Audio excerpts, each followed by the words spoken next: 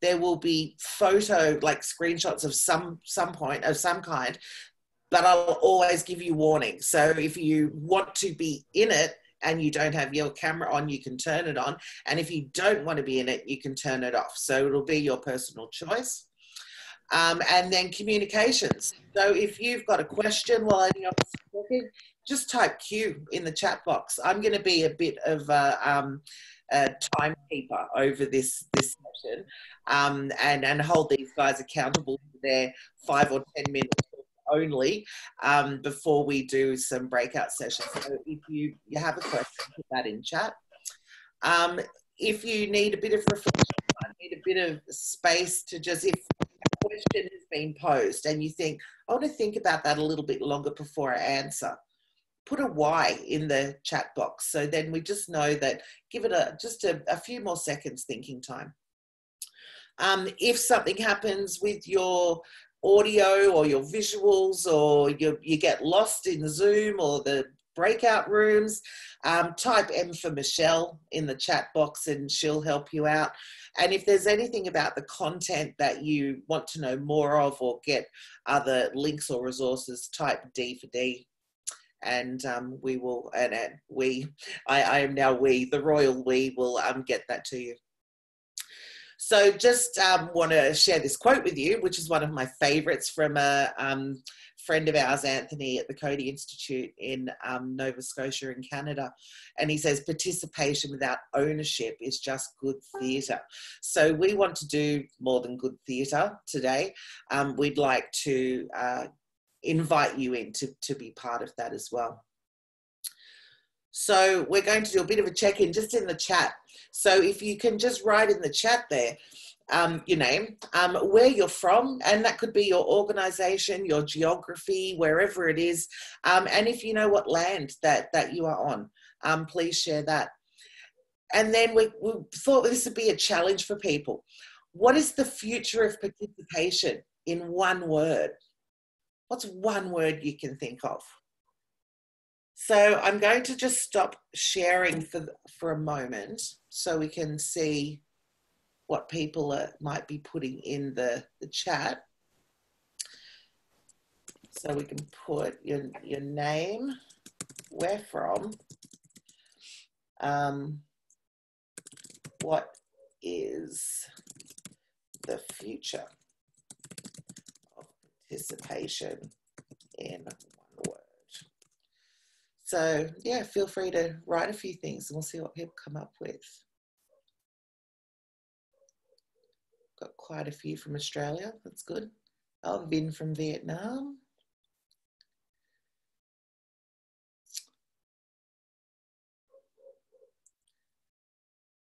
All right.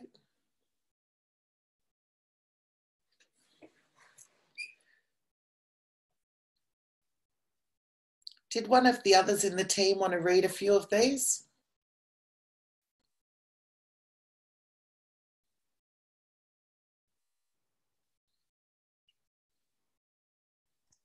Okay. Sure, I'm happy to, Dee. We've got Helen from Brisbane, Mel from Aboriginal Health Services down in Tassie, in Ulverston. Jax is creating together, and I know Jax is from Sydney. Jazzy's asking, what is co-creation? Welcome Cheryl from Tassie. There's actually a few Tasmanians, which is great. Deb from Shark Bay. Hey, Deb. Cheryl, welcome from Richmond, Virginia. And she's saying participation is essential. Who else have we got here? Nita from DIA in New Zealand. It's about inclusion. Rowan from, he's from the Alice Springs, the CEO of the Aboriginal Carbon Foundation. Welcome, brother. And Shani from Tassie, it's about respect. Emma, who's coming from just south of me, down here in Wurundjeri land, is hopeful. David from Gadigal Lands. It's about co-design. So there's lots of people, and I'm loving that most of you know whose land you're on. Mm.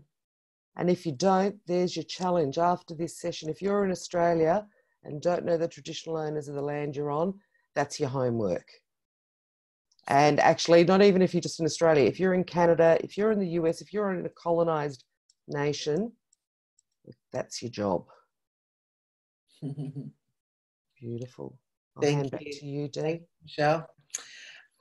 So we thought getting people into the zone to do some kind of reflective thinking, that we have our wonderful friend Om, who has offered to help us get in that zone. So I will do a bit of a timekeeper, Om. I'm not sure how to actually gently let you know that 6 minutes is up though, but or maybe you can just time it. So I'll hand over to you and we'll just do a bit of a gentle introduction.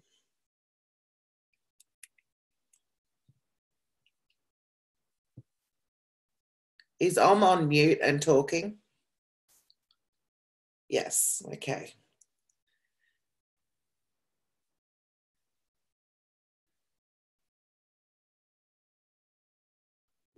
Thank you, Dee. Sorry for that, miss. Hello, everyone, and a very, very warm welcome to this session again. There are three motives for which we live. We live for our body, we live for our mind, and we live for our soul. Real life means the complete expression of all that a person can give forth through body, mind, and soul. While we clean our body regularly, we don't do the same with our mind. And mind is a storage of all our learnings and experiences in life. We have good experiences and not so good experiences, which are all stored in different parts of our mind. And we can take our awareness to the areas that we really want in life. Today, I would like to take you through a little exercise to help understand the separation of our awareness and the mind, and how to better manage it to enhance our life. Please sit comfortably with your spine straight.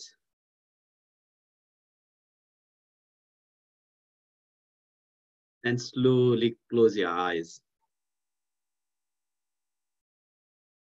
If you have anything in your hand, including a mobile phone, please keep it on the side. I suggest that you keep your left hand on your lap with palm up. Place your right hand on top of it and get the thumbs to lightly touch each other. The reason we do this is to see whether you are concentrating or not. If the tips of the thumbs aren't touching in anymore, your concentration is drifting and the spine starts to hunch as well. So when you're ready, take a deep breath in. Hold it there and slowly exhale. Take another slow breath in. Hold it and slowly exhale. Take one more slow breath in. Hold it and slowly exhale. Now, I want you to become aware of the room that you're in, the chair you are sitting on. Be aware of the sound of my voice and any other noise in the room. Be aware of where you are.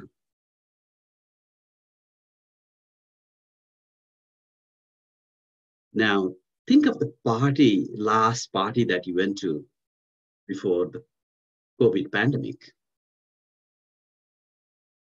Who invited you? Where was it held? Who all did you meet? Did you meet any interesting people? How was the food and the drinks? Now, I want you to think of the last vacation that you went to. Where did you go? Did you drive? Or did you fly? Who did you go with? How long did you spend? Was it an adventurous holiday? Or did you just relax?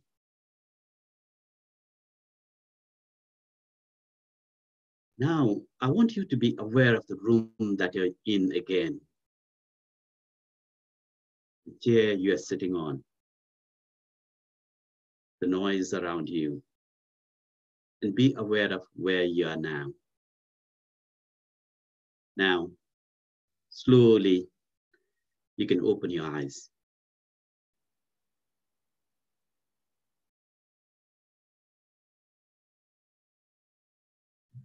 You're not thinking about the party or the vacation prior to this session. But what you just did is you allowed me, you gave me the permission to take you through these different experiences.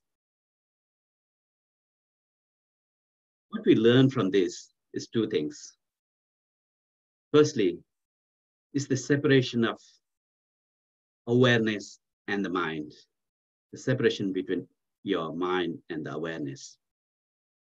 And secondly, your awareness moves to different areas of your mind. And you have the power to take your awareness to whichever areas of your mind you want. As you can see, visualization is a big part of meditation. Through proper meditation, we can have better control of our mind by focusing our awareness in areas that we want, and in turn, lead a better life. Thank you all for your time and allowing me to share one of my very significant learnings in life.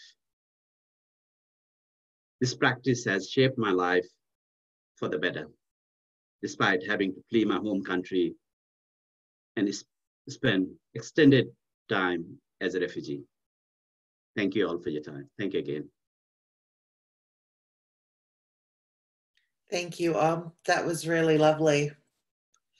I'm feeling it. Thank you.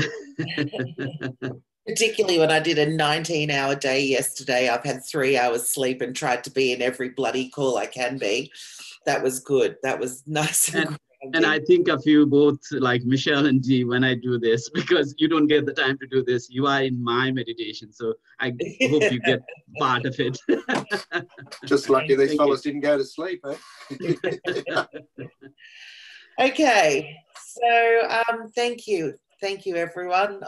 People are saying thank you, and that was lovely and much appreciated in the chat. Thank you. So let's get into it.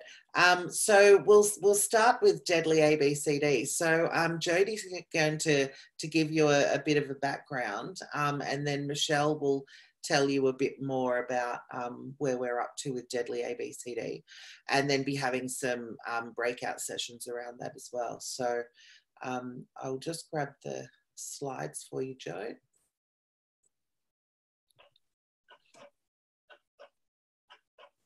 And you tell me when you're ready to move on, and if you're not moving on quick enough, I'll move you on. No worries. Well, look, I think it's important that we acknowledge the deadly artist to the artwork that you can see on this first slide, Josh Wanganeen, who's related to the famous Wanganeens of the AFL sporting area here in Australia. And the artwork depicts Dungala dreaming. And as you can see, it's about communities, it's about coming together, it's about spreading, you know, good things, and very fitting for what we're about to share with you now. Thanks, Steve. So, as you can see in this slide, asset-based community development has been around for a little while, and just can't seem to see the bottom of that slide, D.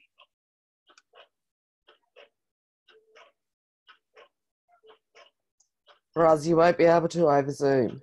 Yeah, okay, sorry. So these two guys are the founders of ABCD, Jody Creshman and I just forget the other chap. Help me out, Michelle.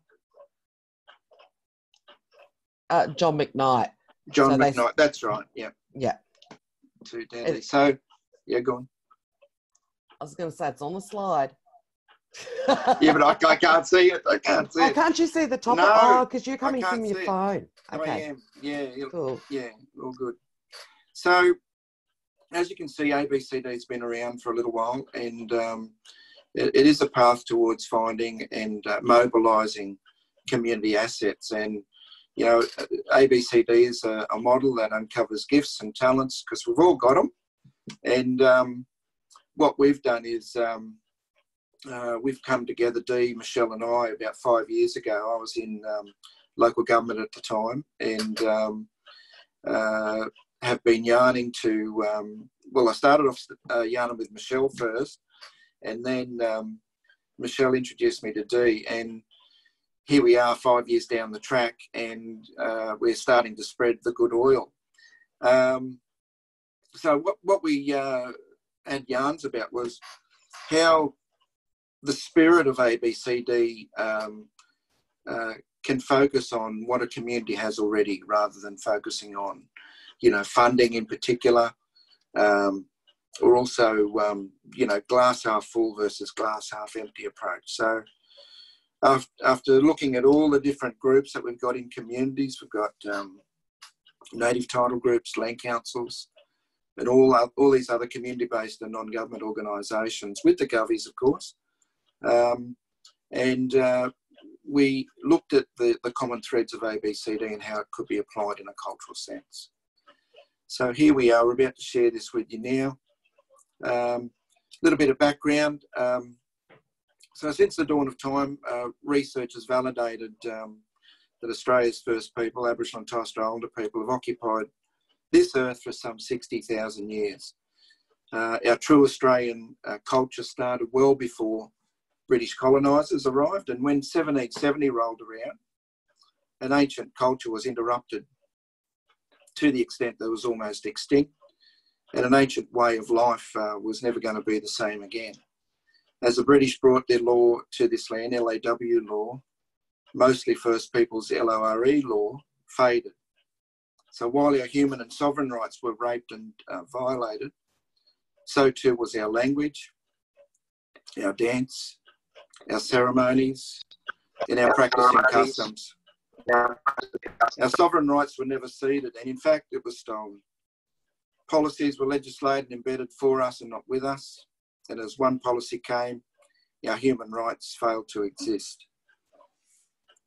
Policies such as protection policies, segregation policies, assimilation policies, self-determination policies, intervention policies, closing the gap policies, and now reconciliation policies, all gave birth to report after report with no real measurable benefit to justifying Australia's First Nation jurisdiction. Although the research for equality and sovereignty continues for Australia's First Peoples, there have been some aspirations achieved, and the baton for finding justice passed on from one generation to the next, and this practice continues today. Deadly asset-based community development is an instrument that connects our two worlds to allow the dreaming of the oldest living and recorded cultures of the world to continue, in an opening for true reconciliation to be amplified by bringing people and place together in a unified way. from deadly ABCD, recognition of the original story and creating new chapters can happen by the identifying and connecting of deadly people, deadly assets that reignites a deadly ABCD spirit. So as you can see from the slides, these are the outcomes, I guess, to what we're facing today from colonisation. And as you can see, there are a lot of issues that we're facing here in Australia.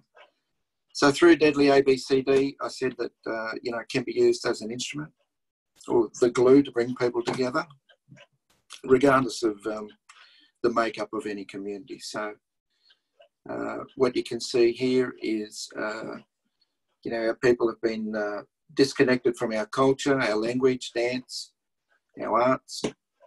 There's a lot of unresolved trauma through grief and loss. We've got high levels of incarceration, increase in deaths in custody, physical and mental abuse, and economic and social disadvantage. So we're here today to share a little bit more about ABCD with you, and we're hoping that that we can share some really good insights as we get through the session. So I'll hand it over to you, Michelle.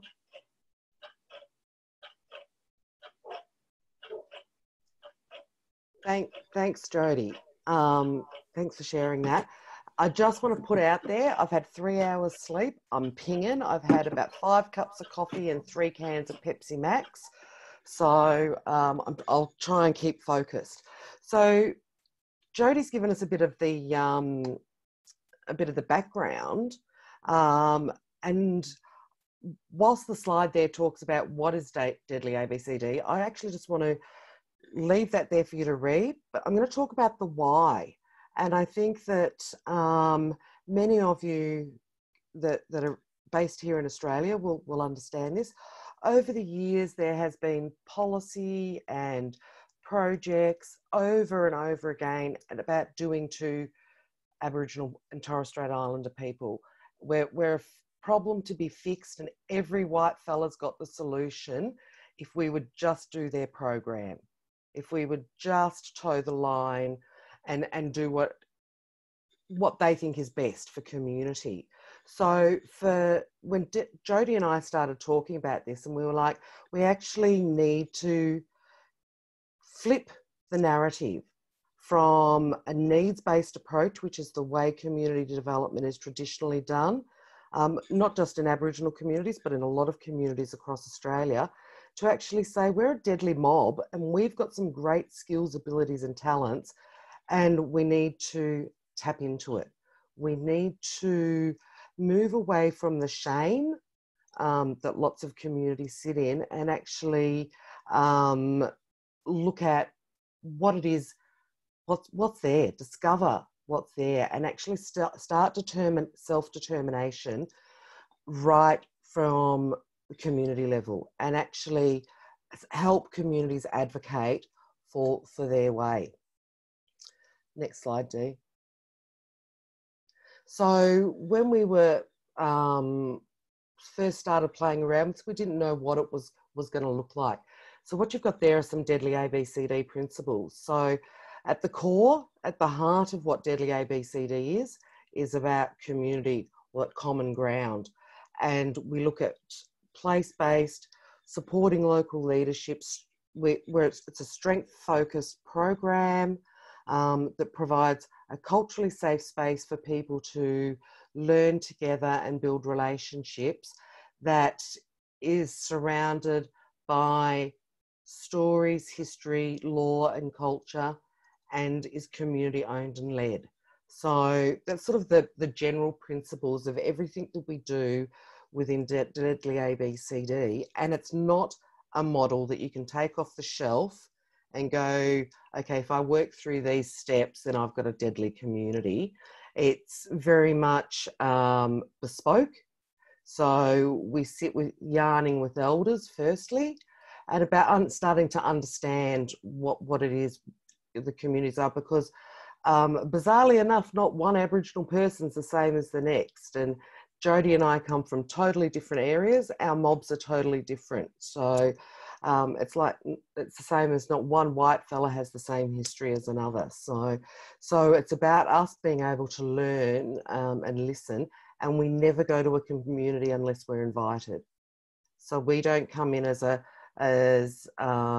fly-in mob and to fix the problem. Next slide, please, Dee. So this gives you a bit of an idea about what the Deadly ABCD community map looks like. And as you can see, it starts with that common ground or the flower in the middle. And we start with community invitation, look at community yarning. We make sure that we build in celebration along the way. After we've done the yarning and the dreaming, we actually want to celebrate that before we start going on to what's important for our community, where do we want to, what are our priorities, and start to develop a bit of a plan and move to community action. We need to make sure that we celebrate all along the way, but particularly have, once we've all had those big sessions where we've got all of our concerns and ideas and we start to understand what our community is about, that we actually celebrate that. So that's sort of a bit of an overview of Deadly ABCD. And what I'd like to do now, Dee, I think next slide, we're going to take you off into breakout rooms, and what we'd love you to do, and when you go to the breakout rooms, nominate one person that will share a bit of an overview, maybe the 3 key things that you discussed in your group, to share back with everybody when you come back, because obviously breakout rooms aren't recorded. So it's great for us to be able to hear the feedback.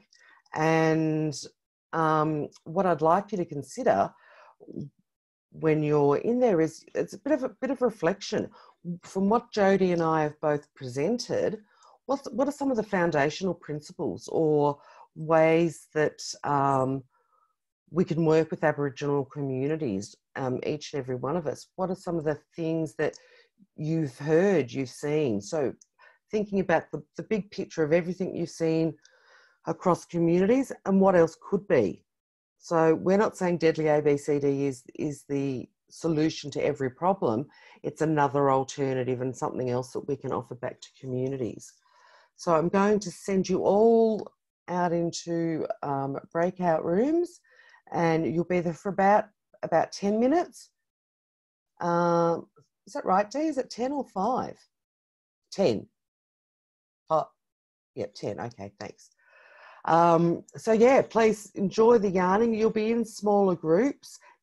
Get to know each other, introduce yourselves, and we'd love to hear your feedback when you come back.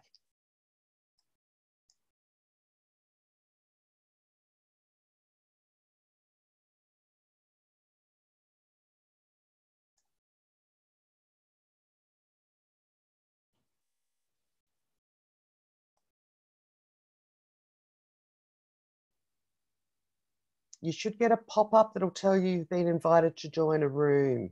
So if you just click on that.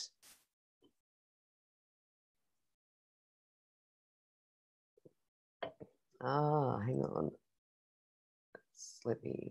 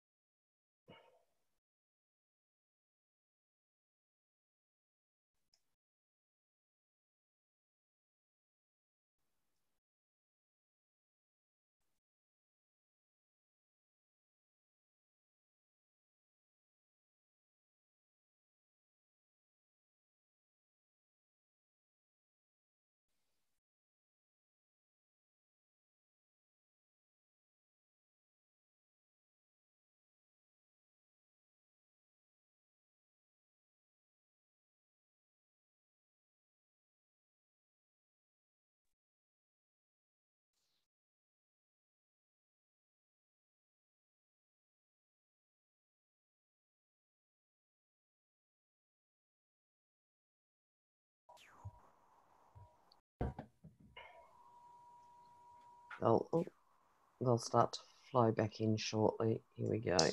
Yeah, they come in.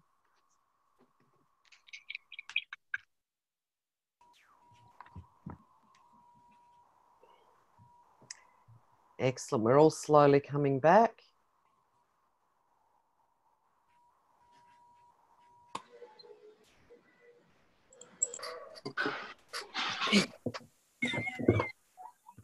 Welcome back, everybody. I hope you had a great conversation.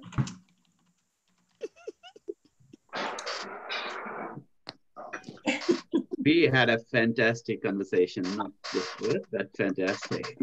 Excellent. And we are trying to get in the governments to be involved in part of this. So we had, you know, again, New Zealand stand out there in terms of leading in this space, and we had Blair sort of, you know, sharing his own experience. So I think that's something we'll have to build on this moving forward.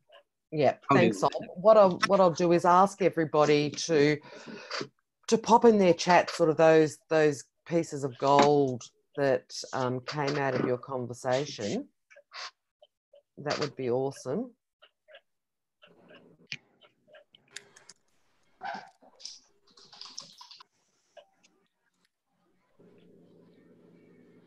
Okay.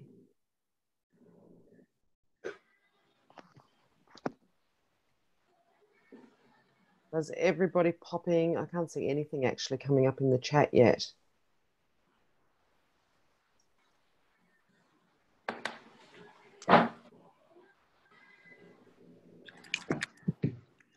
And happy for you to speak it as well. So any reflections on what you did have a conversation about, maybe just one or two people. And Rowan, I'd actually be really keen, dude, to hear what you were saying there about the approach up in Cape York. Yeah, so this is something that Lisa actually knows. Lisa McMurray knows a bit more about than us. But we took 2 Aboriginal rangers from Mapoon community and brought them to Kaunyama community to verify their environmental, social and cultural co-benefits, as they're commonly referred to. So local leadership, local traditional owners, blackfellas working with blackfellas. We didn't go to Melbourne, Sydney or Melbourne and bring in white consultants. We used traditional owners who were working as rangers with one independent of each other, so they weren't related, but they knew how to operate. And gee, I tell you what, it worked fantastic. And that's the commercial product that the banks buy. So the banks buy carbon credits with environmental, social and cultural outcomes. So it's not just a feel-good thing. It's not just, it's nice. It's like, no, people pay top dollar for this. And it's about local leadership. And look, honestly, it worked. And so I'm just, and I was very, but I could understand the theory, but until you see it in practice, where you're working with people from one community to another, that's where it really comes alive. That's where it really does, it's a very good approach. Excellent. Thanks, Rowan. Melanie, I'm actually interested in your comment there. Did you want to share?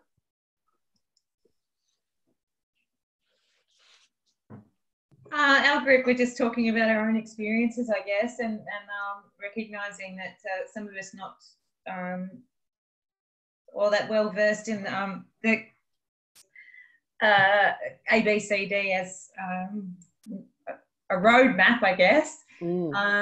But everybody knowing that that's the way to a community success is through recognising those strengths in the community. And we also agreed that we wanted to be able to foster that better and learn how to do that. So. Absolutely. Who else is? Cheryl, did you just want to share quickly what Room 4 spoke about? We just spoke about the importance of that invitation in, and also the it takes time for even that invitation to be given, and the importance of trust, deep listening, and the building of relationships can happen. But you know, you've that invitation in, if you're not from the community, is extremely important. Yeah, absolutely, and that's why that's one of the underpinnings of Deadly ABCD. It's about that invitation to work alongside community, and it's actually not about us doing to, you know, because we're not black fellas doing to black fellas, or it's really about actually capacity building at a local community level for them to see different opportunities and see what's possible when they actually tap into their amazing skills and abilities. Rather than, you know, being told that if they do this program, it's going to fix them. Yeah. And shadowing too, Michelle. Yeah. We've all seen lots of programs come and go. That don't actually build capacity, and sometimes communities are much more damaged when they've left, when those programs or services have left, than they were to start with. Yeah. Sorry, Bros, did you want to say something before I was we just going wrap to up? say, yep, I was just going to say that, you know, the importance of having mob shadow people in positions is so important, because at the end of the day, when that person moves on, whoever's leading a project, a program or whatever, so does that skill-based. And, you know, skills exchange, Rowan's doing it already in Cape York. You know, we talked in our group about the importance of recognition of First Peoples and the benefits that can come back into that community or that project. Having a seat at the table right from the get-go when a project is being thought of also goes a long way to project success. So, I just want to add that bit. Thank you. Yeah, fantastic. So just sort of in wrapping up before I hand to Dee, so Deadly ABCD is it about an approach, sort of a way of working and an underpinning that can support community. It's not a program. So, you know, ideally we would work with communities over a long period of time to support them and walk side by side, and then provide mentorship to those communities for a period after we've gone. But it's not just let's come and do, and it's not a step-by-step model. It's very much depending on that community and what we hear, and we work with them to develop ways of working and what would work best for their community. So thank you for letting us highlight that to you today, and I'm going to hand over to Dee. Thanks, Michelle. I also just want to highlight something Lisa wrote after what Rowan spoke. And she also says, but we've had so much pushback from people who can't get their heads around an ABCD approach. So that kind of leads me into my segue to talk with Alan as well, that think about these three areas that we're going to show you. So we've just looked at Deadly ABCD, and then there'll be local government, then the refugee and people seeking asylum, and thinking about what are those common threads or principles, or what, or are there? You know, are there ones there? And it could be ones like Lisa highlighted there. It can take decision makers a while to get their heads around, you know, what this approach is. Could be that they're all more successful bottom up, you know, whatever it is, but just kind of keep that loosely in mind about are there common threads. So Alan, I will get the slides up for you. I keep going to the wrong part, hang on. And Alan's going to talk to us about Alan and Michelle. Sorry, Michelle. They're both going to share a story because Michelle works a lot in local government area as well, and Alan's got a long history with local government. So just before I hand over to their stories, I just want to offer this quote that is one of my favorites around perspective and the lens that we look through. So if we ask people to look for deficits, they'll find them, you know, if that's what we ask them to do. And their view of the situation will be coloured by that. So also kind of ties into what I was just saying about what Lisa mentioned.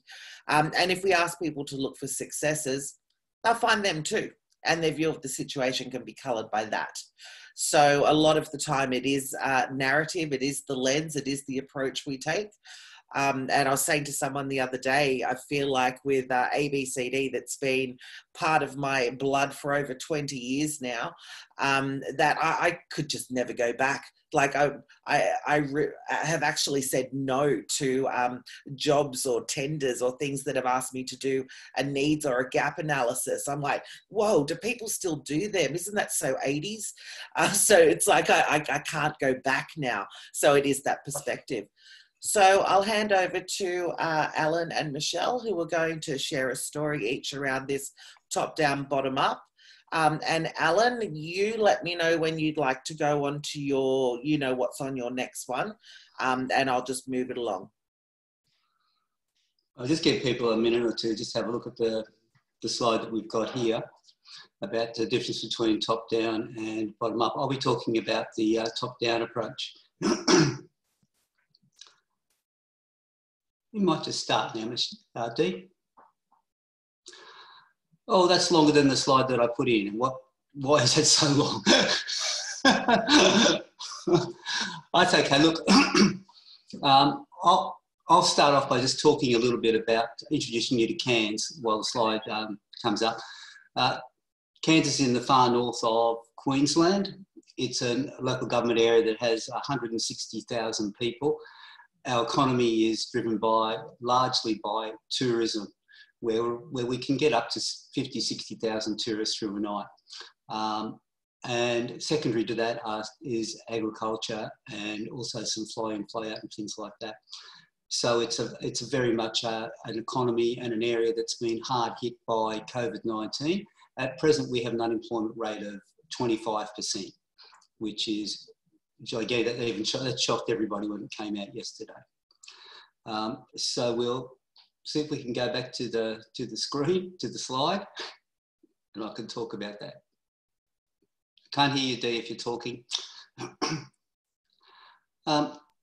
Yes, sorry, Alan, it is there. It was just, it's in the downloaded one, so I'll just share it from there. Okay, thank you. Basically, the approach taken from Cairns Regional Council has been an approach that has been very much a top-down approach.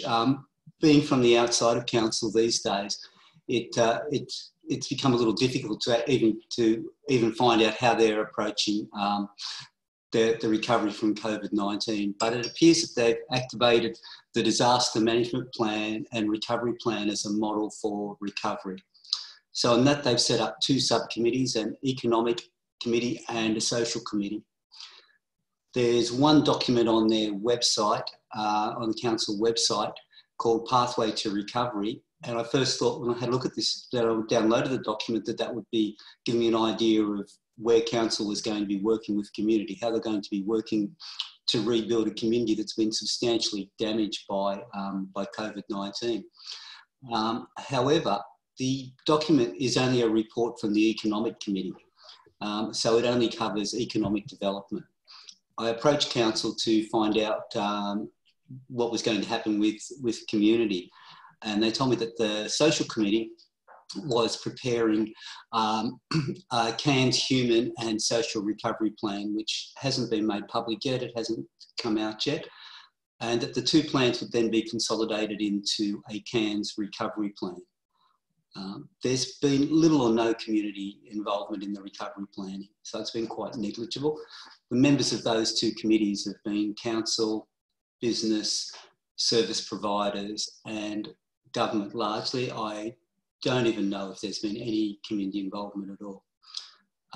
The only comment I would make, it's getting a bit late for a recovery plan to come out for community now that the local economies and the state and federal government has started to open up the economies again. So things are starting to move again. And basically, that's where we're sitting at present. That's me.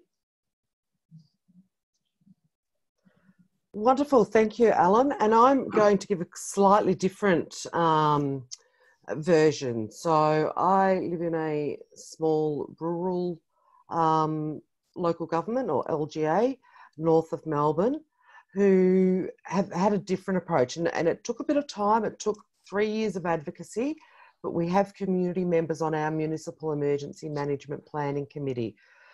And it's such a big word, and I feel like I need to take a deep breath as soon as, you know, when I say that. So we've had community members involved in that committee prior to COVID. And what we saw was that because we've been supporting emergency services to understand that actually communities need to be at the centre of any, you know, community preparedness, relief or recovery situations, that, you know, when COVID came, it was actually a no-brainer to have more community around the table. So council set up a subcommittee, a pandemic subcommittee, because, you know, councils love subcommittees, and invited more community members, more services to sit around the table. And when I talk about services, it was more a community service focus. So it was the neighbourhood houses, it was the local hospitals, it was, you know, local groups that were doing great stuff across the community were invited into that conversation and to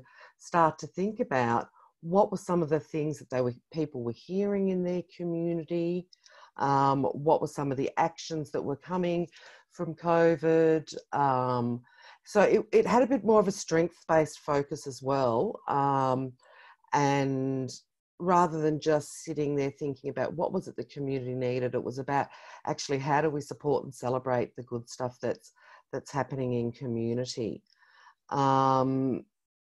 And obviously the outcome, if we think about that bottom up, we started with the questions.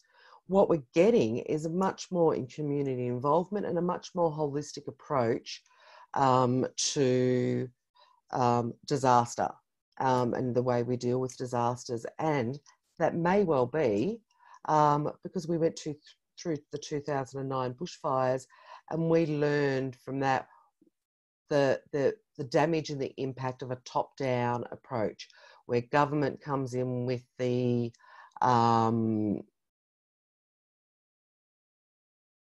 answer, and then, you know, tries to implement their solutions to things. Whereas we've actually started with those, having conversations with community members, community organisations, and now it's actually leading to a whole development of our health and wellbeing plan for the Shire.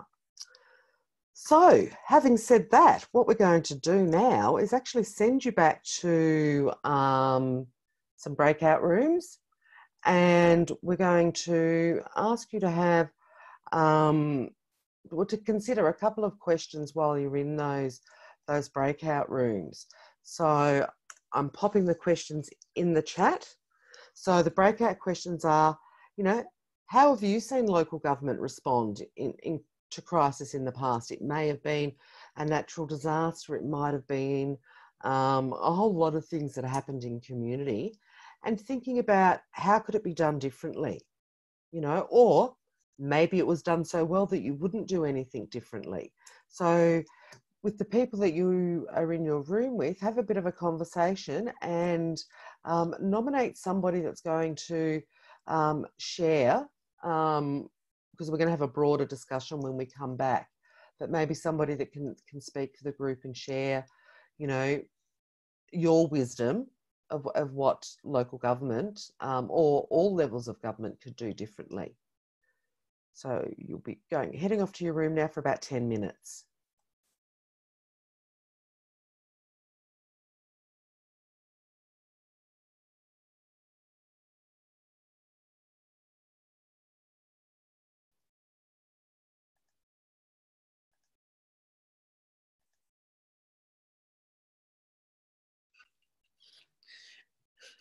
Okay, I'll pause this. Fantastic. So let's hear what you spoke about. Anybody willing to share, please feel free to type it into the chat as well.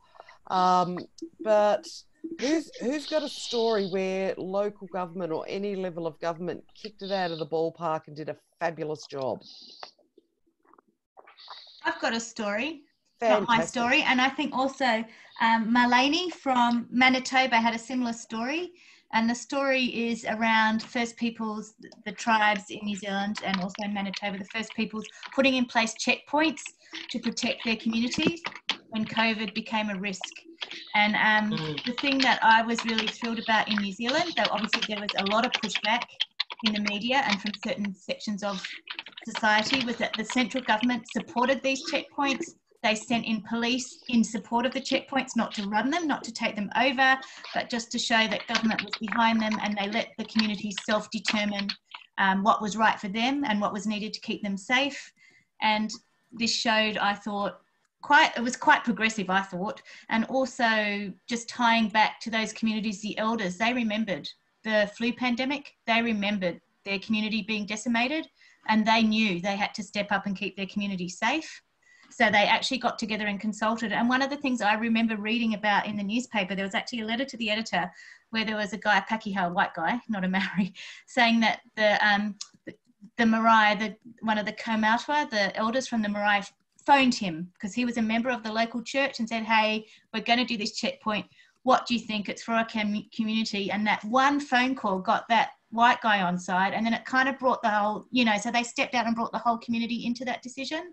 And I thought that was really, really powerful, the power of one phone call and the power of working together, and then to have the government support it, but not take it over with police. Fantastic. I thought was really, really amazing. Thanks, Jo. Any other stories from other groups? And you can give us the good, the bad and the ugly now. I always just like to start with some good news. Has anybody got a story that they want to share that they discussed? Yes. Okay, please go ahead. No, you go. Sure.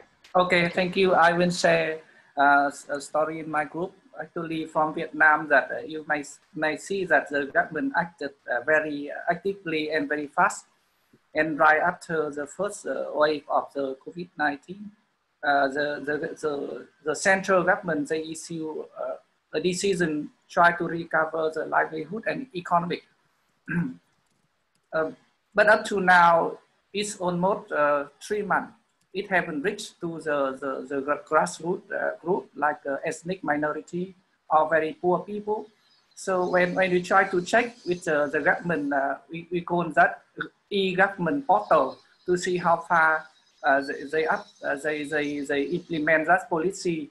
So the national government officers still working around to develop the guidance, how to use the support. So that the local people keep waiting. How come that? It takes you almost 2 months or more to develop a guideline to use that support. Why we really need it? So that some local groups, some local communities, they try to work together, and then they develop and invented the rice ATM. So the rice ATM is that you can come to the rice ATM to get about 2 or 3 kilograms of rice to bring home to cook. So everybody in the community, we contribute the rice from our house to the ATM, and then the poor people and other needed people can come and get the rice freely to bring home to cook for their family member. And another story in India that they also invented the water ATM, so we can come to get the water to bring home to drink and to cook for food. So that's the way that we act very fast. And another, the community, Alicia also said that they try to mobilize the local access and then close to make the face mask. So that's a very small thing, but at least we try to help you prevent from the COVID rather than you wait for the central government. And later on, I think that the local authority, local government have to act more positively, and then maybe have to communicate with the central government to get the policy go down to the local people. So that's our group discussion. Fantastic. Thank you, Vin. And maybe just some quick feedback from one of the other rooms. So who would like to share? Jazzy, you started to talk before, yeah.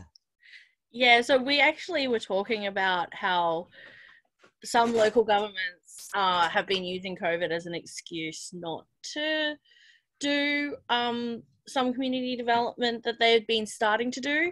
So we were talking about, and also just kind of getting it completely wrong. So like one government, not me, but one of the other people in our group was talking about how the community had come together and said that they wanted more bins in the local neighborhood, and they wanted, you know, garbage bins for people to put their rubbish to try and clean up the area.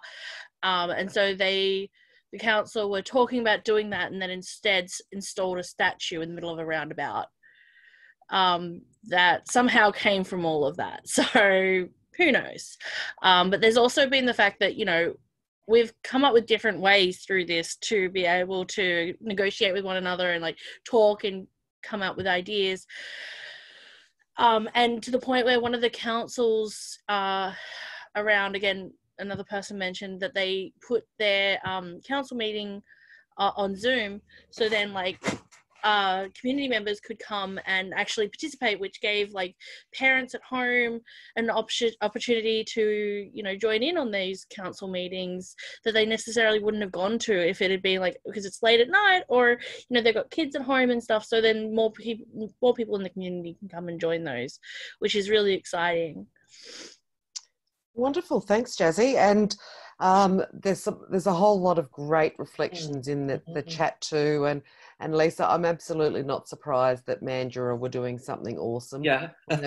when they've got Nick working with them, I think, and that's it. Sometimes it can just be having the right people in the right roles to drive change and to see that community can be the answer.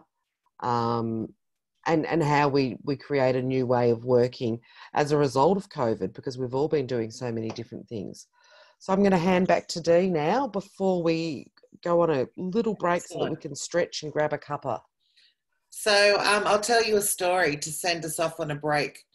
I lived in Queensland in a place called Bundaberg that was pretty much rural, but kind of not, for many, many years ago. And it was during a drought season, and there was the food that was being trucked in. It was like broccoli was $17 a kilo. Like, it was ridiculously expensive.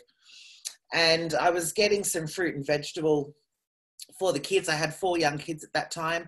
Had a husband then too. Anyway, and I was at the mushrooms, getting some mushrooms.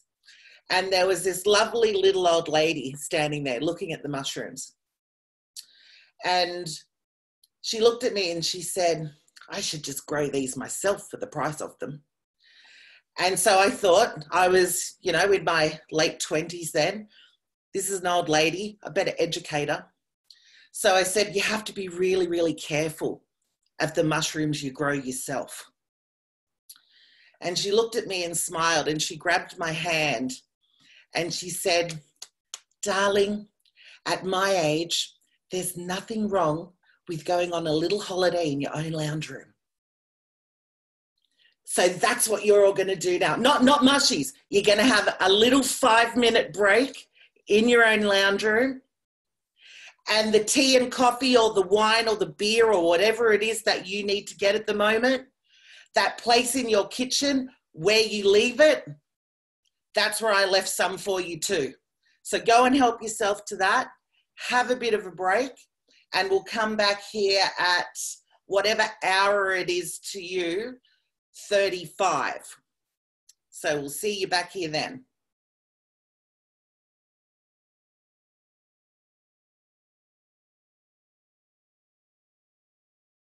It'll be 35 or 05. So some countries are on a half-hour thing. So What is the break time?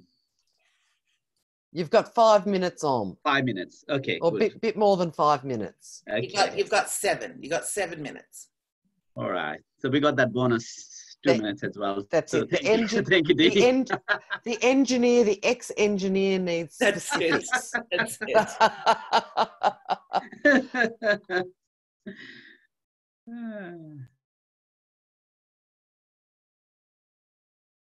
Mushrooms. I don't know. I reckon we resume, Dee. Resume normal programming. Alrighty. Okay. So and I've just noted. Oh, Om's running around. Yeah, I've just noticed your slides transferred over without the background. So it looks very simplistic. It's just white. But you'll be right. You can take yourself off mute now. You're gonna do this. Because I'm very simplistic, so it's become slides have become. Well, you are. Oh, you know. Okay, so we'll get moving with talking about the strength-based approach to refugees and people seeking asylum. And I've done a bit of work with over the years in Sydney, and he can tell you more about what this looks like. But also just know that is presenting this one on his own, whereas the others were in pairs, just so you know that. But obviously he doesn't work alone. So I'll get this up for you, and you can just go for it, and I'll time keep for you. Fantastic. You know, Dee actually taught me how to, you know, every time we have this training, Dee would say, no PowerPoint presentation. And today, Dee is changing the slides for me. So that's fantastic. Okay. Thank you, Dee. Thank you very much. I guess perhaps I'll start with why, you know, strength-based approach from a personal perspective, as well as from an institutional perspective. When I had to flee my home country, Bhutan, and became a refugee, I lost everything. Over 100,000 people were evicted from the country, and they too lost everything. That's what we thought. But we soon realized that we hadn't lost the capacity to love, the capacity to care for each other. We also experienced generosity at its best. You know, sharing whatever little we had and caring for the most vulnerable, you know, children, elderly, and the sick. New relationships were built and existing relationships were strengthened. We also realized that anger and frustration was doing more harm to ourselves, and started accepting the situation. What we did was we focused on whatever we had and started building on our strength. And soon the refugee camps are touted as one of the best run refugee camps in the world. We had quite a few visitors as well. The strength-based approach, or the ABCD principles that we unknowingly applied in refugee camps in Nepal, as well as to deal with our own personal situation, has given me a new life and a new meaning of life. And with it, I've developed a lifelong passion for focusing on strengths and integrating it in everyday life. So to provide context, I want to take you back to 1950. So we go to the next slide, Dee. That's when UNHCR was established to take care of about 1 million people, you know, displaced after World War II, with a budget of about $300,000 US. Now, 70 years later, we have over 70 million people displaced worldwide, out of which there are close to 26 million refugees. And you can see the budget has blown to close to $9 billion US. Now, this is, you know, totally unacceptable, since I see this as a growth in human atrocity. And what we need is an alternate approach. And I believe ABCD can play a big role in this. So we go to the next slide and let's go straight into exploring how we can apply ABCD principles in refugee settlement. Now, thanks to the governments in every resettlement countries, government gives the funding and it's given to service providers who apply for that funding, and the service providers develop programs and projects and deliver those programs and projects. And as you can clearly see, what Alan and Michelle talked about earlier, this is the top-down approach. Although we really need to recognize that, you know, this is how, like, the government has the funding, so it'll be in this way. But this has, what it has done is strengthen the service sector, which is fantastic. But there is so much room to involve and engage communities. And that's where, like, if it's not balanced well, there is a danger of unintended consequences of creating more needs and dependency in the community. So let's go to the next slide, Dee. So what my own experience I've learned is, you know, how, you know, we go through different challenges in life. And for example, like, you know, among other challenges, I became a refugee. And once that happened, I could do very little. And I really like this quote there. You know, it's not so much what happens to us, but how we respond to it.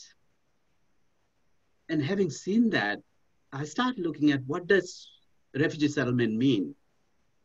And what we have actually done in refugee settlement is, if you go to the next slide, like, David can change the slide now. I've looked at refugee settlement from two perspectives. One, the external factors, and two, the internal factors. And what I mean by this is the external factors is the support that we get from service providers, such as accommodation, food, language, you know, support with language, employment, etc. And that's where the focus has been predominantly. And I've been studying refugee settlement in different countries, different situations over the last so many years. I don't want to tell how many years, but my little bit of gray hair would show that. And what I've found is, like, we don't really focus on the internal factors. And what do I mean by internal factors? This is about, like, you know, when things happen to us, the first thing is accepting what has happened. But you can't undo what has already happened. So accepting, I became a refugee and I could do nothing about it. So just to accept that I've, you know, fled my country and, you know, become a refugee. Accepting that situation is very, very important. You may have lost everything, you know, but to accept that that has happened is first thing. Secondly is the mindset. What is your mindset focused on? You know, is it still sort of going back and reflecting on the atrocities, all the, you know, challenges you had, all the, you know, torture, trauma that you went through? Or are you able to sort of acknowledge that and then, you know, take learnings from the experiences of the past and then start focusing on the opportunities of the future? So that needs a lot of work together. Like, you can't deal with it alone sometimes. So we need, you know, support for that.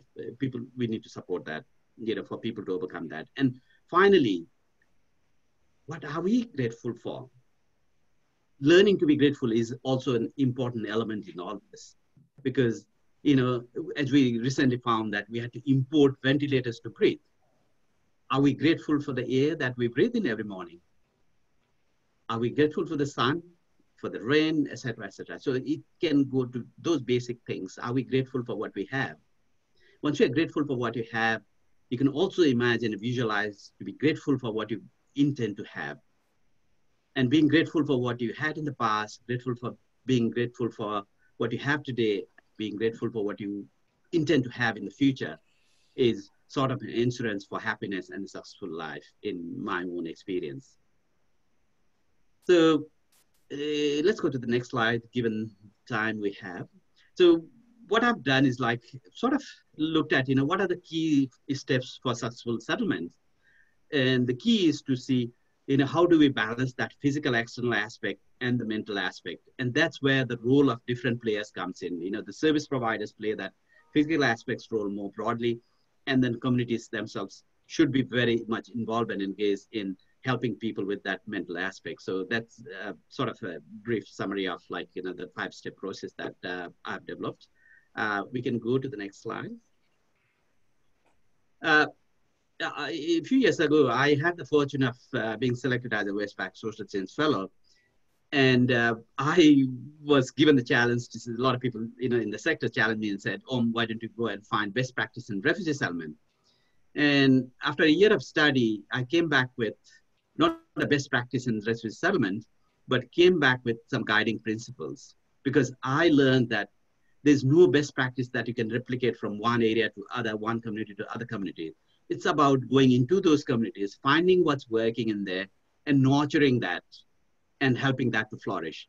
So I came up with some guiding principles. So if anybody's working with, people with refugee background or any human service delivery, I think these are very much applicable. So firstly, it's about redefining refugees with their strengths. We often go to refugees and find what are they need, what do you need? But how do you redefine refugees with their strengths? What are they passionate about? What's the strength they bring in? And when we do this settlement itself, we need to take that strength-based approach, building on the strengths that people bring in. And thirdly, I think there is a gross underutilization of people with lived experience, whether be it in area, in a policy, in settlement, or in research. So how do we utilize better the people with lived experience? And it can be in any other areas as well, whether you're working in Aboriginal communities or whether you're working in disability sector, whatever. And most importantly, as you can see, there are different roles for different players. So the importance of collaborative working cannot be overstressed. So that's really, really important. And of course, I already talked about external, internal factors. So what I've sort of summarized that is we need charity, but embedded with inspirations, because inspirations can drive people out of poverty and into prosperity. We can go to the next slide. I think that's sort of the final slide. So in my 20 to 30 years of learning in the sector, what I found is whatever the situation may be, every individual has inherent strengths and assets. And as a community, as a society, our role is to nurture that and help them to flourish, utilizing their full potential. Number two, if we're ever working in this sector, we should always ask ourselves, am I empowering or creating more dependency and more need in the community? And thirdly, I call it a graduation plan. Do I have a graduation plan? And with that graduation plan, I don't mean to put a hat and have that graduation at a uni, but about moving a person from the current situation to the next best situation. So with that, I think I have just finished my thing on time. So yeah, a bit of a rush, but those slides will be shared, and please feel free to shoot any questions that you have. And love to see you in different breakout rooms to see how we can apply this in your own work environment. It could be in different situations. How can we apply strength-based approach in your work environment? That's the discussion we want to have in that 10-minute session. And then we can come back and share that. Was I good on time, Dee?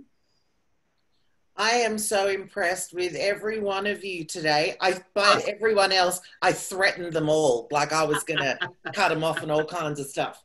So no, all of you have been spot on time. It's been great. Because you allowed me to use my PowerPoints, Dee. I'll put the question in the chat. Thank you. So we're off to breakout rooms for the next 10 minutes. So enjoy.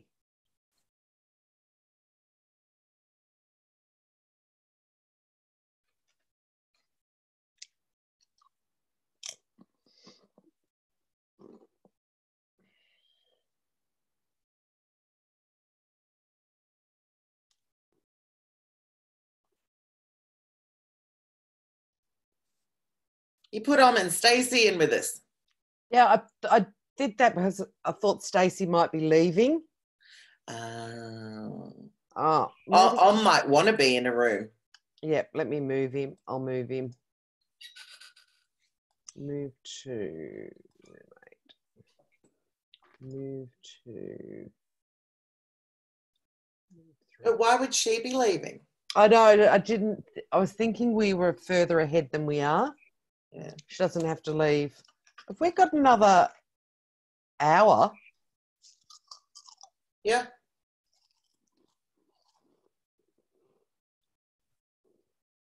Yeah, we had 3 hours. Yeah, I know, it just seems. I'm just having a look. But Don't shove me anywhere. I'm on a phone call. Alrighty. Right. But if you think of like the that's right, because we're doing with the summaries, we're doing that in the main room here, or did you want? I haven't really decided. You know, I've got those 3 different questions now. I'm wondering if they go to a group and have those conversations for, even if it's only 5 minutes. Well, I wonder if we could do, and a little bit of fun, do some kind of 3 random 5 minutes, just keep spinning them around every 5 minutes. And you could have room 1, 2, and 3 is named those questions, and you just refigure them. Cool. If you do that, you're going to need to explain it to give me time to set up the rooms with each of those questions. Oh yeah. Well, I'm going to introduce it, so yeah. But it would mean that you're setting up only 3 rooms, and there's a lot of them in there. No, but that's all right. That would Won't still that be like 10 in each room, though? That's okay. That's okay. It's a smaller group than 30 or 40 or whatever we've got in the session. Or do 2 lots of rooms, 2 lots of 1s, 2 2s, 2 3s. It's too hard then. Okay. Too much math. Stop it. It's too much of me to try and reshuffle people around. All right, well, let's go. Yeah, 1, 2, 3. But it will actually mean that because they're coming back from here, they'll do a bit of feedback. Where's my timing that I had? How much longer have they got in there? They've got just over 6 minutes.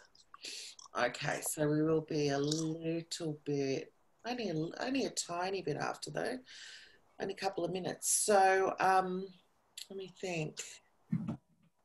We've got, let's even say that it's at 10 past they go, and we want them back at 30. Well, 10 past, they're going to be back in by 25 past. What? If you want them to have 5 minutes on each No, question. no, that's, I'm not taking 5 minutes each. I'm calculating. So if we had, if they left by 10 past, give or take a couple of minutes, they could actually have 6 minutes each group. I'm just thinking because if there's 10 of them in a room, they're not all going to get to speak. Or,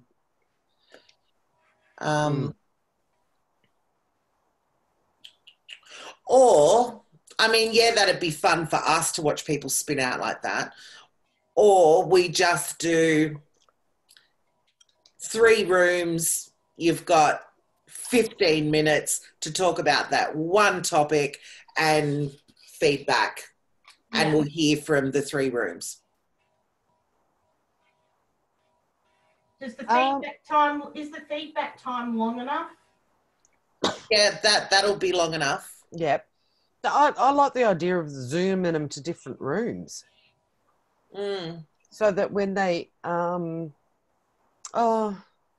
be sort of a bit like a World Cafe. They'll just be doing different rooms with a different people with a different question. Yeah, I know, and that sounds really cool. But if I was one of 10 people and I didn't get to speak for 15 minutes. Yeah, true. Yeah.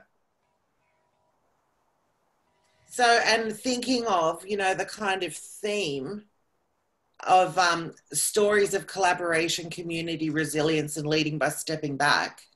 Yeah, you've convinced me then. So we just give them 20 minutes.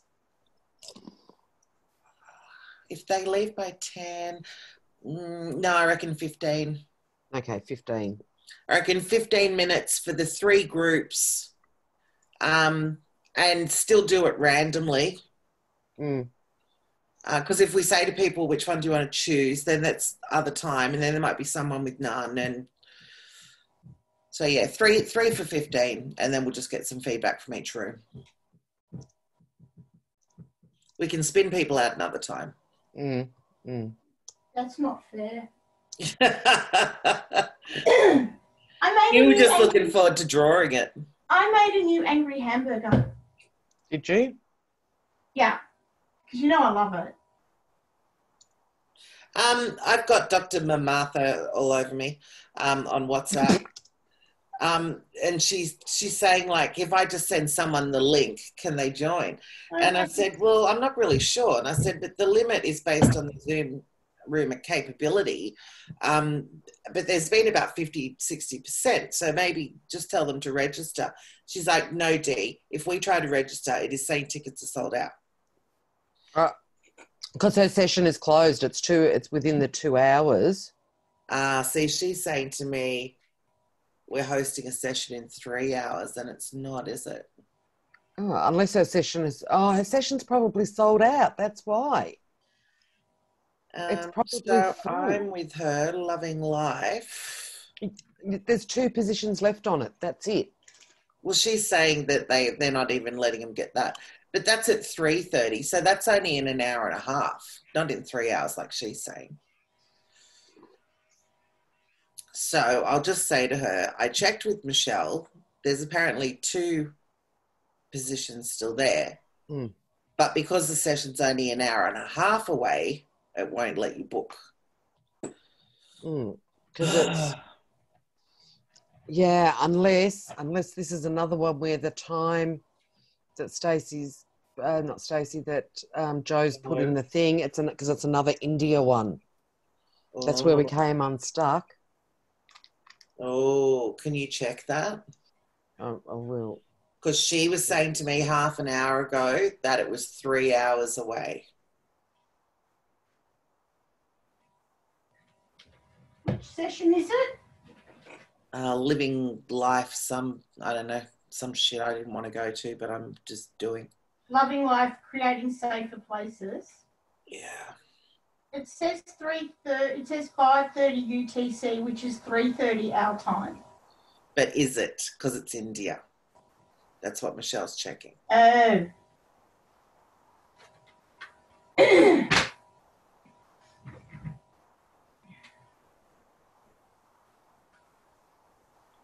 God, I'm glad I actually spoke that out loud to you then, because I would have been stuffed. Oh.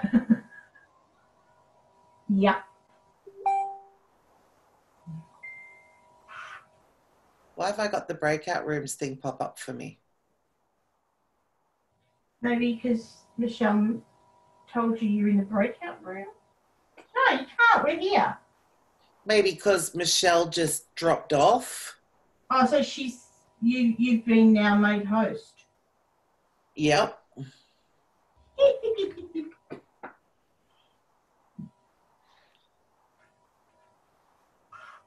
We've still got 30 seconds to go.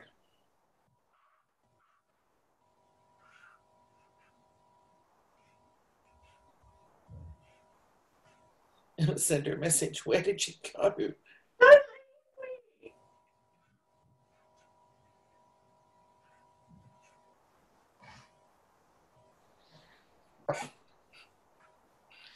Ten, 9, 8, 7. Here they come.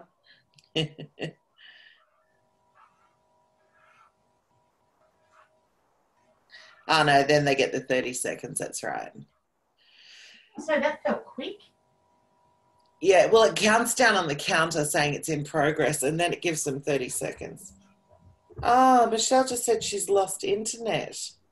Oh my God. Really? Okay. That's okay. We'll Is just Stackers around? Yeah, that's all right at the moment. Okay.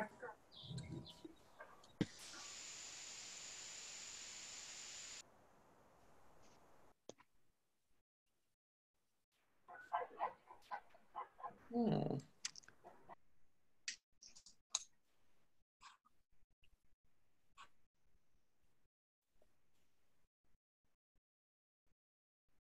I don't know what's happening. We're all going to shoot up in 6 seconds somewhere. I think we won't be finished everyone together. Each break is losing people.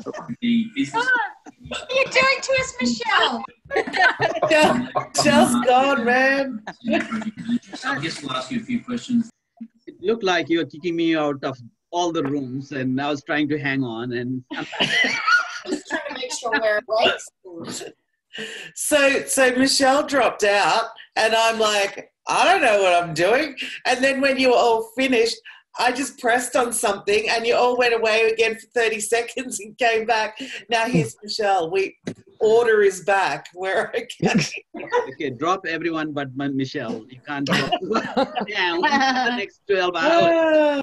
Well, I totally disappeared. So sorry, everybody. That's right. Yeah. Okay, we are back, and we would love to hear, about your discussion. You got two choices. One, if you don't want to share, he'll be resorted back to the meditation session. So we better invite you to have that discussion now and share what you came about in each of your breakout rooms. So over to you guys. Raise your hands and please share what you came about 2 minutes. So just a couple of shares. You've got about 2 minutes. Okay, so first come first serve. Please put up your hand. Okay, Jody, please unmute. Did I fall into a trap, did I, by putting up my hand? No.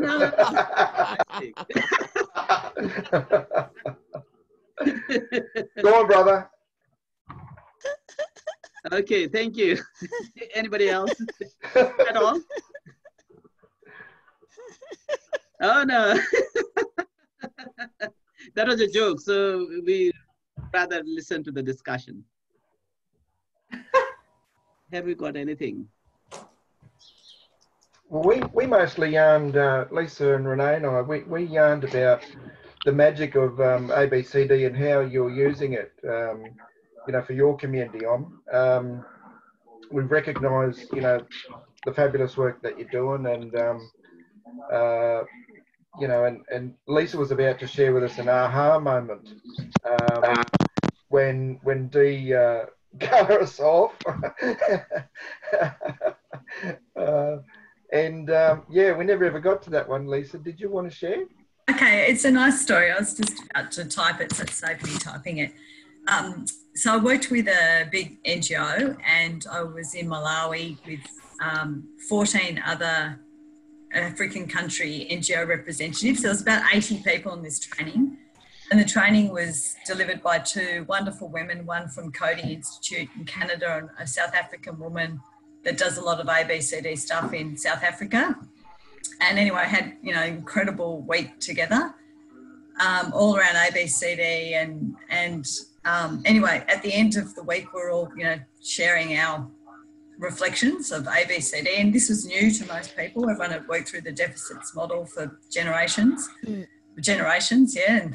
not thousands of years, but a long time. Anyway, there was a priest from the DRC, Democratic Republic of Congo, and he had worked with child soldiers, at the coalface of really tough programming in the DRC, and he said that in his experience, aid programs fail. Pretty much, that would be my view as well. Aid programs largely fail because they're all, built on a deficits model, and the minute the funding stops, the programs fall over and that's it. But he said, I've had this light bulb moment because you can't take away, once people realise their talents and their assets and their strengths, you can never take that away from people. And so, he was just so excited to go off and apply an ABCD lens. And he was, a priest in his 60s, and he just said for him it had been transformational. Thank you very much. I think, that's fantastic. And next time when we have time, I could share the story of not taking away smiles from my dad as well. So, but for now, I think we don't have the time. So, Dee? Thank you, just a couple that I see in the chat is about the strength-based approach in your work, making sure we're inviting or that we're being invited, and agreeing that ABCD is a tribe that we've been drawn to, and it's refreshing to know how we're practicing ABCD. So thank you, everyone. Blair, I'm loving the mushies. So I'm going to have a look at a little bit of a summary. Look, I almost made myself leave the meeting. When you're looking for the summary, I just want to thank you all for your patience and active participation. So yeah, look forward to be working with you guys in different areas in the future too. So yeah, thank you. Thanks, long day, so yeah. Thanks for that. Yes. Yeah, so you're right that it is. So this is a software development role within the geospatial domain. So, so you've come to the right place. And we have mainly software engineers within our team. Okay. So thinking of our title that we had for this session, these stories of collaboration, and you've heard many of them through those 3 different areas, and also each of the person who has shared with you Deadly ABCD or the local government stories or the refugee and people seeking asylum stories, that's not their only work. Like as all of you know, with strength-based practice, and like the story Lisa just shared, is that once people discover that, there's no going back. So, you know, those stories of collaboration are woven throughout. A lot about community resilience, and how we can kind of raise that awareness for people as well and help them discover those hidden treasures. And leading by stepping back, which was a phrase first coined by Mike Green and Henry Moore in their ABCD book about ABCD in action, when people care enough to act. Which is still one of the most fabulous field guides for people to use. And that leading by stepping back is a dance. You know, it's this constant shift and movement with the communities, alongside the communities. So thinking of those, we're going to ask you 3 questions. Now, is Michelle here? I better check that. Take yourself off mute, Michelle. Okay, sorry. You can tell we've had no sleep, so yeah, we're starting to apologies. Michelle's getting ready to put you in 3 breakout rooms, and there's 4 questions. So so maybe they're a little bit different, Michelle. So I'll add a room. You just talk it out while I do it. So thinking of now, I want to share where this kind of idea comes from too, because it's something you can look up. I use this a lot in communities, and it's really, really useful. And it's called collective story harvesting. And what it's basically about is getting someone to share a story, and you listen to that story through a particular lens. So you've heard about 4 or 5 different stories at the moment. So we're going to put you into breakout rooms under these headings. So whichever group you are put in, your group will be named one of these 4. So you might be... Oh, Dee, no. What? I thought we're talking about all 4 questions at the same time. We are not getting 1 question at a time. Your room will not be named the question. Now, Michelle's going to tell you how she set you up to go and speak about these questions. Oh, gosh, sorry, guys. The wheels have fallen off in the last half hour. You'll be going into 4 rooms, and you'll be talking about these 4 questions over 15 minutes. Okay. Do that. And collective story harvesting is still worth looking up. I can find a link for you, and I'll put it in the chat for when you can come back and you can have a look at it.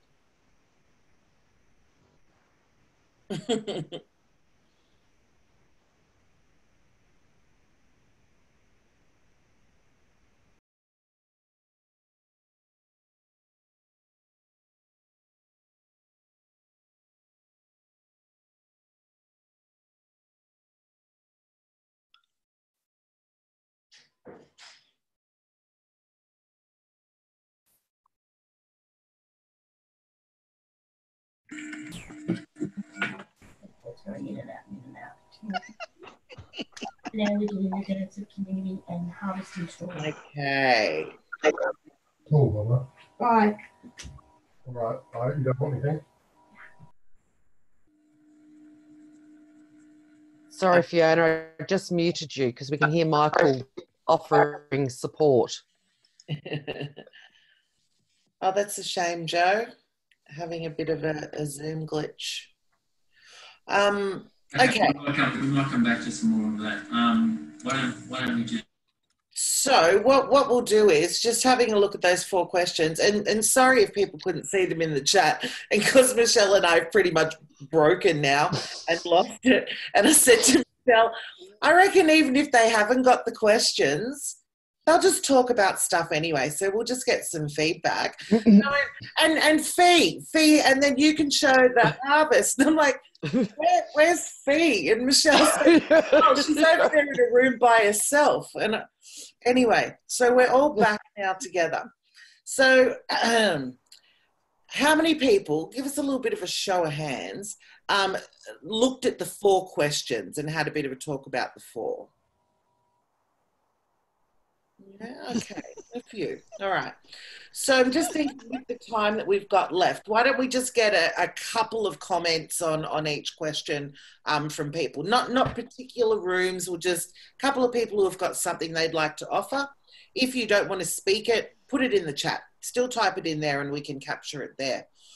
So firstly, with the what innovations did you hear or were you hearing? So who'd like to share a bit around innovations?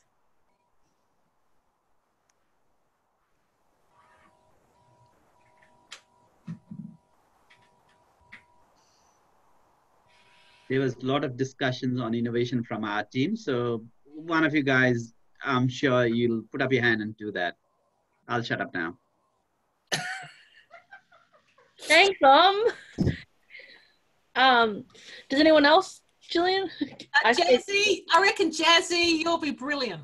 I spoke before though. Okay, go for it, Jazzy. So we were, Cecilia, I hope I'm saying that right, was talking about how, like, in her country, because they weren't able, there was no transportation to shops or anything, her council and that came together and they created like community gardens so that people could start growing their own food so that they could keep eating, because it was becoming a problem for them in, you know, with unemployment and stuff, as well as like just getting to and from the shops. People weren't able to, so they were helping each other out by creating gardens that people could eat from, and that way that they were still being able to get food. And we also just talked a lot about how like we've been able to now come together in this way, and it's important to recognize and acknowledge that, you know, through Zoom and all the technology that's available to us, but like if it hadn't been for like this situation, we wouldn't be able to come together from different countries and discuss these sort of and like find commonalities within each other. There is another word I'm trying to think of, but it will not come to me. But yeah, we've been able to also get closer to our families and stuff in this time, and it's really important to acknowledge that as well. It's also freed up time so that we can spend time with like families and stuff. So yeah, that was some of what we talked about. Thank you. So what about where did leadership show up? Who wants to share something they talked about that? Go, Joe. I think we talked about how leadership shows up wherever you look for it. If you make space for it, it's there. And I think in communities, a lot of the leaders may have a different style. That might be a type of quiet leadership, which maybe is not traditionally recognised, and the importance of holding space for leaders to emerge. Absolutely. Thanks, Joe. And for anyone who knows Mike and Henry's work around the connector leaders of ABCD, and connector leaders are not the usual suspects. Then we had someone, is it Shani? We had a great chat about organisations and individuals being risk averse, and that fear maintains distance between individuals and communities. Very true. All right, so what are the guiding principles to community-led action? Who spoke about or wants to speak to that a little bit?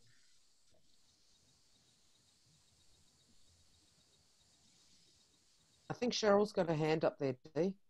Oh, thank you. Yep. Sorry. No, that was me voting before. Oh, okay. All right. Anyone who wants to speak about any guiding principles about community-led action? I can't remember who it was in our group, but I really loved the words that they used around working at the speed of trust. It takes time. It's okay. Thank you. Anything else down there? Okay. And the last one. Now, I really added this what other powerful questions can you think of? Thinking of like from an appreciative inquiry point of view, and something that we would do in a workshop or even when we're working with communities, you know, the importance of developing powerful questions often takes longer than the actual time spent on finding, you know, what comes out of that. So did anyone talk about powerful questions, whether they developed some or even if they talked about what they are or what they mean? I think ours wasn't in big, powerful questions. Well, it was powerful because it was, how do we get on Zoom? Or how do we just found that a lot of the questions or things we asked were quite equalising things, and we turned to our children. Sorry, guys. We wouldn't normally turn to for help or support. So we kind of felt through all of this. I think we used the word equaliser. Is that right? In our group, we said equaliser on. Was that right? Yeah. Yep. So powerful questions.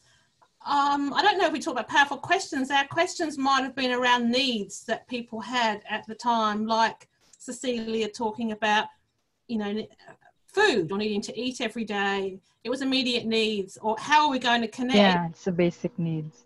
Yeah, basic needs. Thanks, Cecilia. Yeah, it was around basic needs. And for us to connect, our basic needs were how do we kind of harness technology, and who do we go to? Who do we find that can help us? And these are people that children are often not part of that. So I think it was said about, like we were asking people in our household that we probably wouldn't normally involve in that. So I don't know if that answered your question, but that's what we said.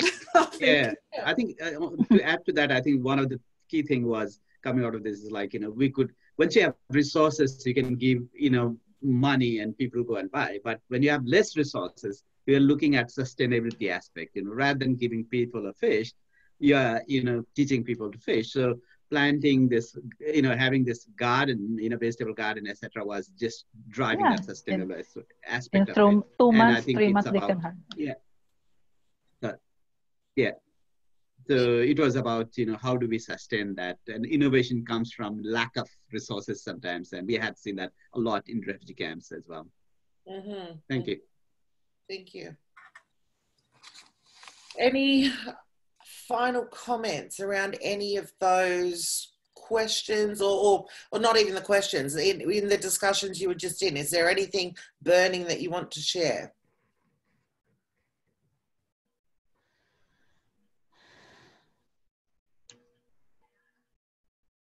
Okay. All right, so we've got a couple of things to do just before we wrap up. One is to say thank you all so much for being with us. It's always good fun to have a chat with like-minded people and to get to know people a bit better from, you know, a lot of us, particularly around the ABCD work, we know each other's names and quite often we don't get to have that meeting because of distance and time. So that's been really lovely as well. I'm going to take a couple of screenshots. So I'll ask you to turn your cameras on if you want it on, turn it off if you don't want to be in it. As Fiona is doing, wear a hat. As Joe is doing, hold a penguin. If you want a prop, use a prop. This has come out of our last 4 months of workshops we've been doing online. So everyone's gone crazy for props. I just saw the shrooms. They're a bit It's so Okay, cute. so I'll count down and I've got to do 2 screens. So keep holding 3, 2, 1 and stay still. I'll do the second screen and 3, 2, 1. Lovely. Thank you all. Now for Fiona's harvest. I was completely frozen for all that, so I have no idea what I look like. For Fiona's harvest, she's going to show us in her screen up close. So if you're on Brady Bunch mode, go up to that top right-hand corner of your screen and put it on speaker view, and then make sure you are on mute. So then Fiona will be the only person who will come forward in your screen so you can see the harvest. So over to you, Fiona. Thank you. Thank you. I just need to say to Cheryl that I was in Hobart the other day and Bridgewater Jerry was on fire. Okay, so this is the harvest. Just from our chat today. So I'm just going to run through it very quickly. I'm trying to get this right. With your welcome with Jody, which was the way we always start. That's just what we do. So it's not something new or special. It's what we always do. We had an om moment. We had an om moment with om, which was really lovely. And we did some practice there. Then we went through with Jody and Michelle, the Deadly ABCD.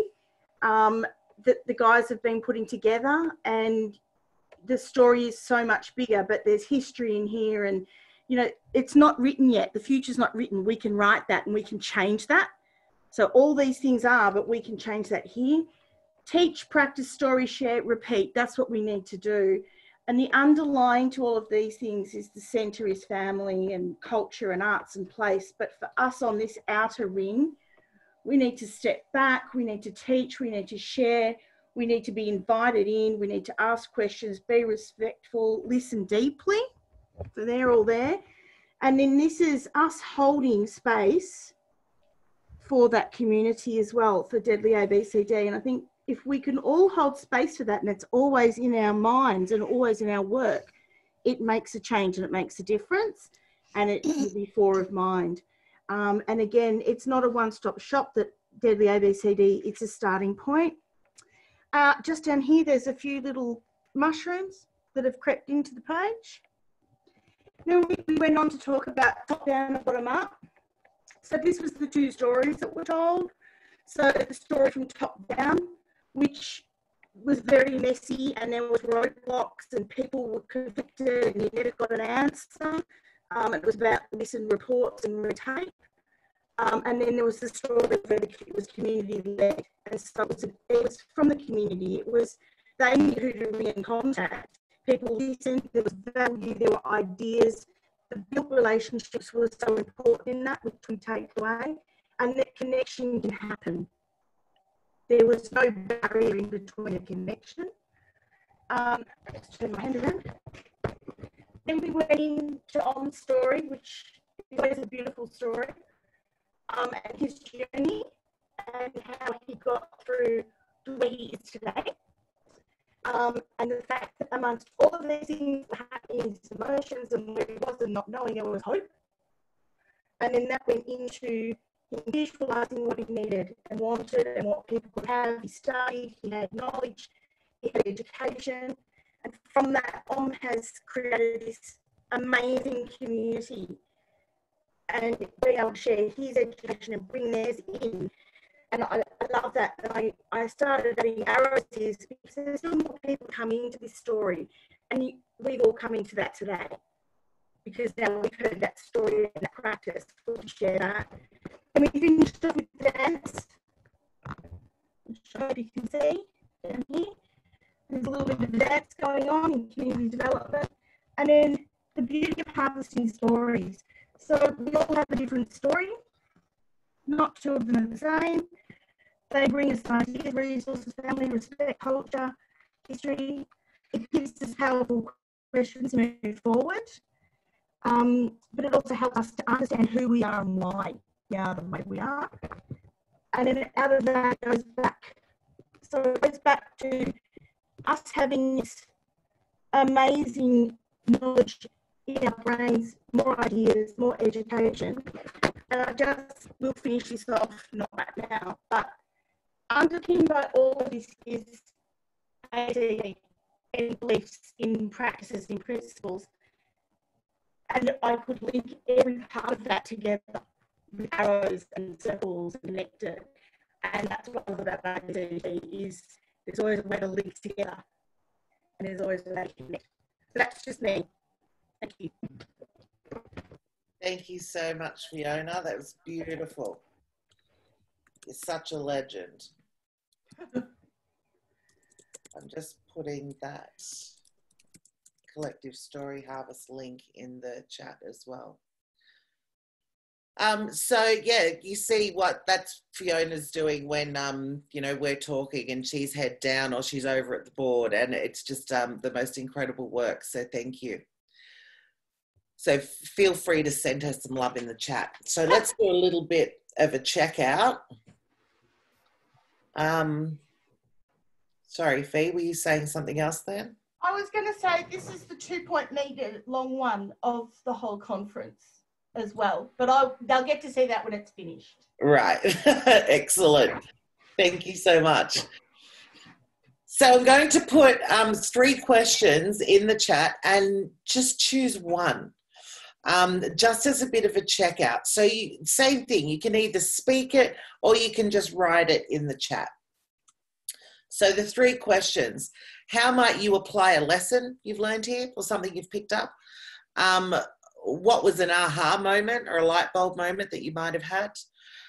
Or might you share a story with after this session? Or even what the story might be. So yeah, let's get a few people to speak it, and others can write it in the chat. Whoever feels like having a go.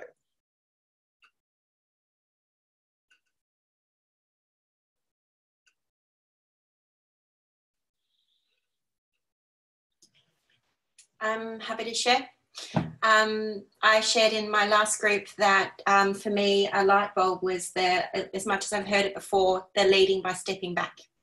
Because I've done a lot of group-led facilitation, so I'm wanting to do step back and listen, curiosity, open space. Thanks, Renee. Nice.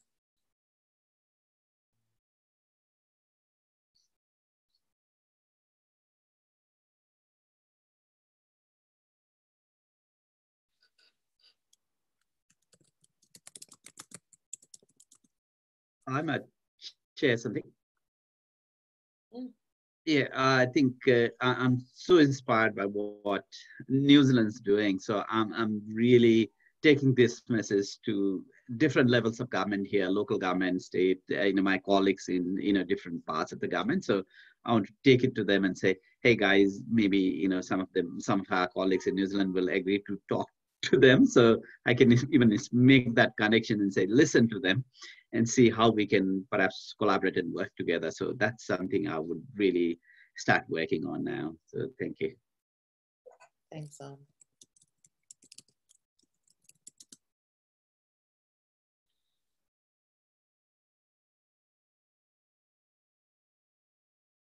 Excellent. Shani saying there'll be lots of Googling happening. She had lots of moments. And Blair, what was an aha moment? A great reminder of the importance of the language I use. Yep, the deficit-based language, so insidious. I need to keep the language I use at the forefront of mind. And it's a daily practice, definitely. Yeah.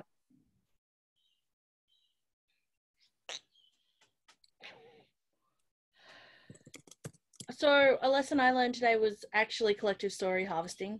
I don't think I've heard that term really before, except for in these seminars. So it's something that I will go look more up and try and use more in the future. And I like Dee's application of it where she doesn't get to write reports anymore. So I'm going to be a massive advocate for that one. For sure, for sure. I'll actually put in the chat box as well, where you can download our participatory community building guidebook for free, and it's like up to about 100 pages. We just keep adding stuff, but Story Harvest, Collective Story Harvest, plus a whole lot of other stuff is in there as well. Anyone else?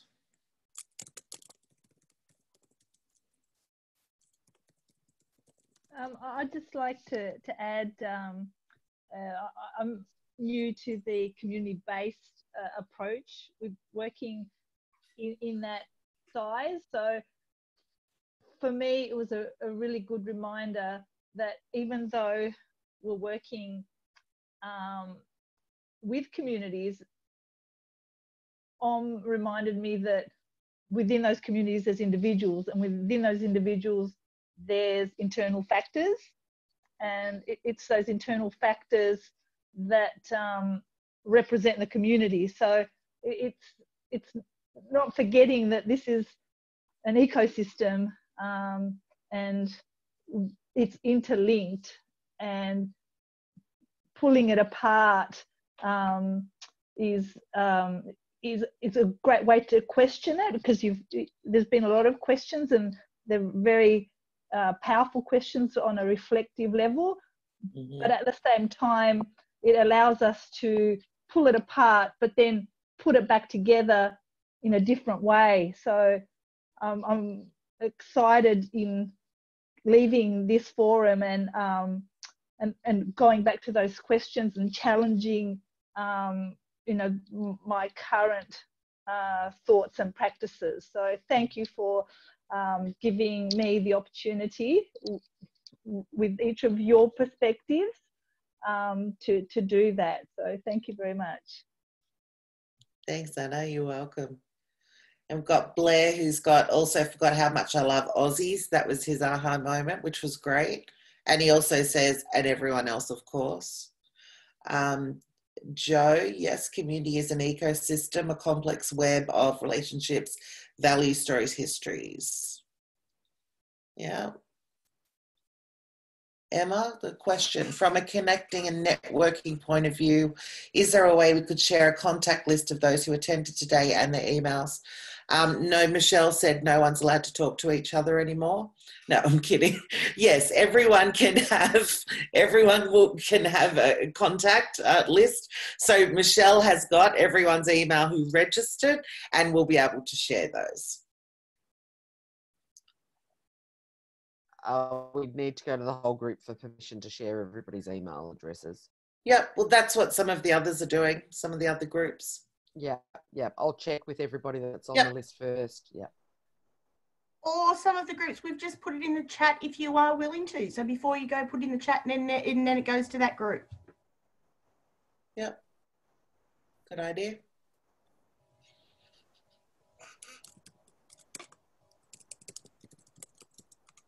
Cool.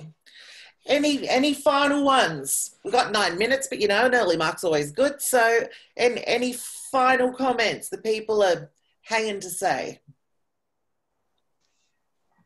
I'm off to Vietnam next, so an early mark would be great for me. I'm off to bed for 1 hour.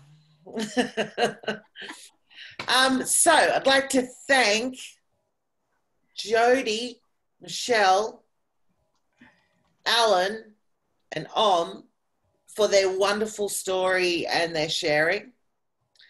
And to Fiona for your beautiful harvesting.